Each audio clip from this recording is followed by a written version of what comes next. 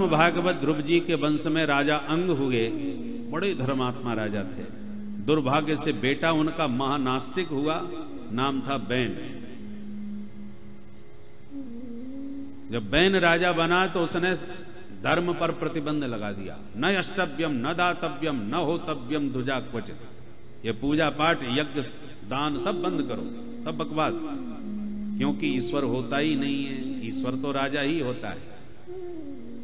सर्वदेव मयो नृपः, जितने भी देवी देवता हैं सब राजा के ही शरीर में विराजमान रहते हैं। संतों ने समझाया तो संतों कोई अपशब्द कहने लगा, महात्माओं ने क्रुद्ध होकर हुंकार करी तो जय सिया राम, धड़ाम से धरती पर गिरे और प्राण पखेड़ू चले गए।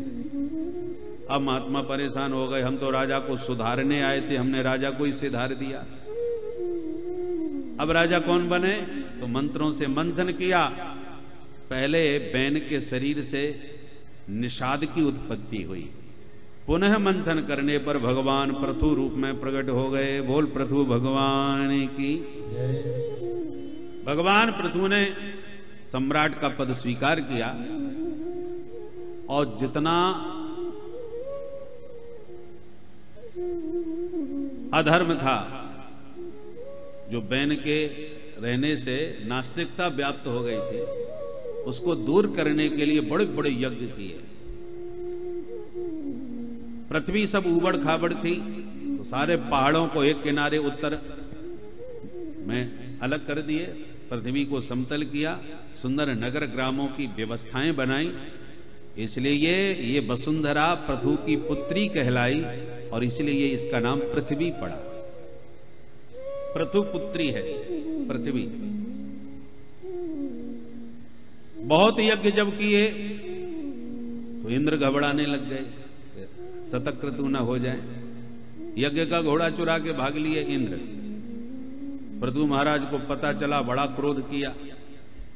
ब्राह्मणों ने कहा क्रोध मत करो, हमको आज्ञा दो, हम ऐसा मंत्र पढ़ेंगे कि हवन में ही स्वाहा, न लड़ाई न झगड़ा, इंद्र को ही पटक देंगे। अच्छा पढ़ दो मंत्र। ब्राह्मणों ने जो मंत्रोच्चारण किया, इंद्र मंत्र की शक्ति से खींचे चले आए, क्योंकि सारे देवता मंत्रों के अधीन होते हैं। दैवाधीनम जगत सर्वम मंत्राधीना च देवता, ते मंत्रा ब्राह्मणाधीना तस्मात् ब्राह्मण देवता। तो मंत्रों में बंधे रहते हैं देवता। यदि मंत्र पढ़ दिया देवता को आना पड़ेगा, और मंत्र ब्राह्मणों के अधीन है। जो मंत्रोच्चारण किया इंद्र खींचे चले आए। पकड़ के स्वाहा करने वाले थे कि ब्रह्मा जी प्रकट हो गए।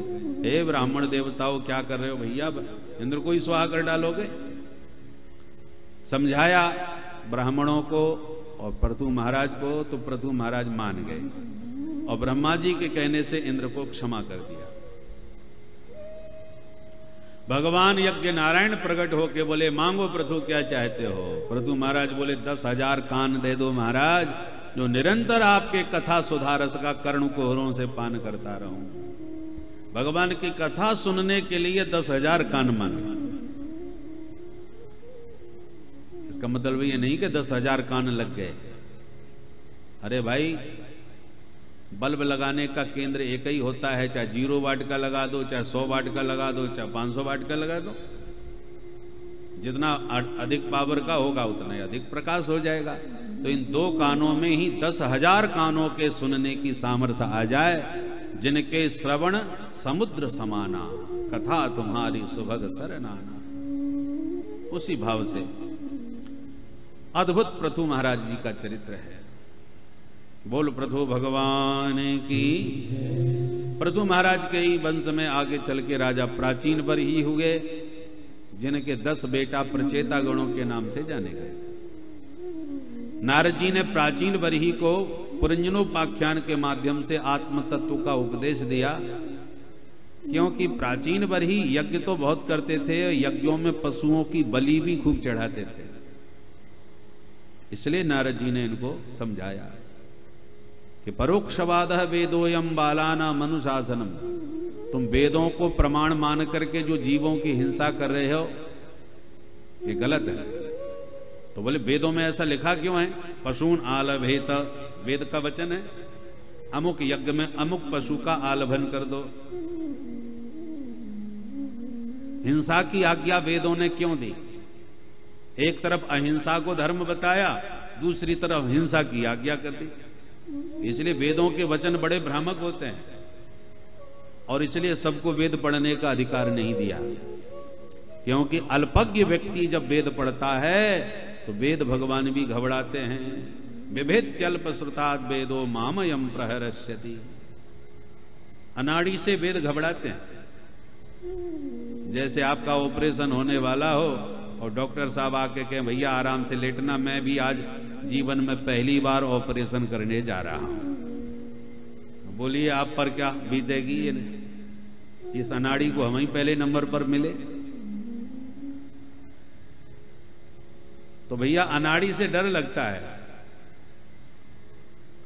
उसी प्रकार अनाड़ी व्यक्ति जब वेद आदि शास्त्र पढ़ता है तो वेद भगवान भी घबराते हैं, ये मूर्ख कहीं हमारे शब्दों का अनर्थ न कर दे। वेदों ने कब कहां पर किस बात को किस अभिप्राय से कहा है, आप तभी इस बात को समझ पाएंगे जिसने आचार्य के चरणों में बैठ के सांगोपांग उसका अध्ययन किया हो।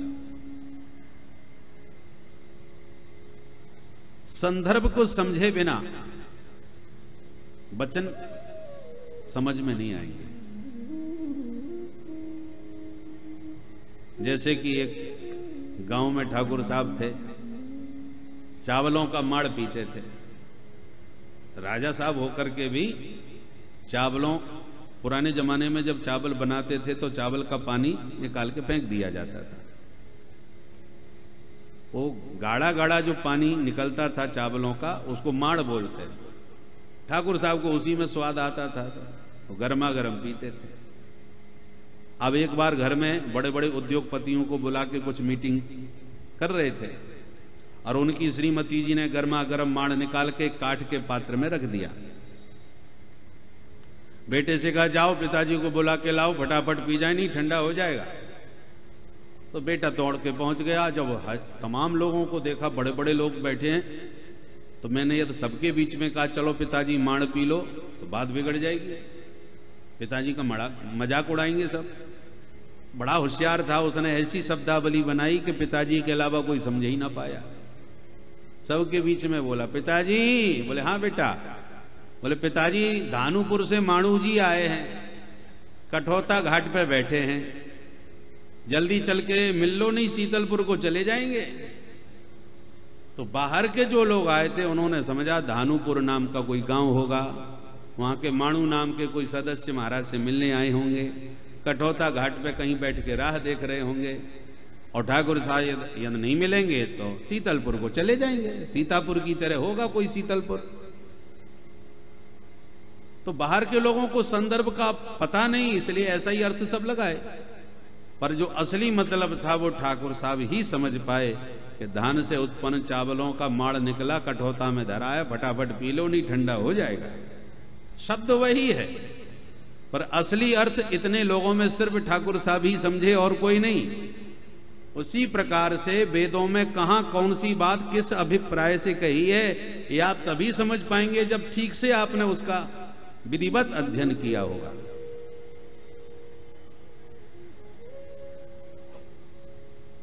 प्राचीन बरही को नारद जी ने समझाया कि जीवात्मा परमात्मा दोनों मित्र हैं। जीवात्मा है पुरंजन और परमात्मा है अभिज्ञात। जीव है अल्पज्ञ, भगवान है सर्वज्ञ। पर जीव कहता है प्रभु मैं संसार घूमना चाहता हूं, भगवान बोले प्रेम से घूमो और मुझे भूलना मत, घूम के वापस अपने घर आ जाना। ठीक है महाराज। अब हम पुरंजन निकल पड़े संसार घूमने के लिए। ये संसार का मेला बड़ा विचित्र है। लोग कुंभ के मेला में जाते हैं, कुंभ तो नहाते हैं, पर कभी कभी उस कुंभ की करोड़ों की भीड़ में भटक भी जाते हैं। तो जब भटक जाते हैं तो भूले बिसरों के लिए मिलवाने का काम भी करने के लिए शिविर लगाया जाता है, उद्घोषणा की जाती है और जो भटके हुए हैं उनको मिलवाया जाता है। ऐसे ही हम सब जीवात्मा इस संसार के मेले में भटक चुके हैं, अपने सखा परमात्मा को भी भूल गए हैं, अपने घर परिवार को भी भूल गए, जो वास्तविक घर है। हर व्यक्ति के दो परिचय होते हैं। आज आप हमसे पूछो कि आप कहाँ रह रहे हो महाराज, कोई मिले हमें पूछेगा कहाँ रह रहे हो, तो हम कहेंगे सहगल धर्मशाला में। तो आप यहीं रहते हो क्या? तो हमें बताना पड़ेगा नहीं नहीं परमानेंट तो वृंदावन में रहते। वो परमानेंट पता है, फिलहाल का पता हमारा धर्मशाला है। वर्तमान का अस्थाई पता और एक होता है स्थाई पता, परमानेंट। उसी प्रकार हम आज जो परिचय देते हैं, हम तिवारी जी, हम पांडे जी, हम गुप्ता जी, हम शर्मा जी, जो भी, ये वर्तमान का पता है, परमानेंट नहीं है। आपके हजारों जन्म हो चुके हैं और ऐसे हजारों पते आपके बदल चुके हैं। जैसे अधिकारियों के तबादले होते रहते हैं तो पता ठिकाना भी बदलता रहता है, परंतु जब नौकरी से फ्री हो गए तब परमानेंट अपने घर आ गए। तो परमानेंट घर को तो हम भूल गए और जहां जाते हैं उसी को अपना घर मान के बस उसी में बंद के रह जाते हैं। असली पता अपना भूल गए। और ये भी भूल गए कि कुंभ का मेला 2 दिन का है, परमानेंट नहीं है। जहां कुंभ खत्म हुआ तंबू सब उखड़ जाएंगे, मैदान साफ। करोड़ों के पांडाल बनते हैं महाराज, देखा होगा आपने कुंभ मेला में। पर चाहे जितने सुंदर पांडाल हों परमानेंट नहीं होते, 2 महीने में उखड़ जाते हैं। ऐसे ही ये संसार का मेला है, ये परमानेंट नहीं है।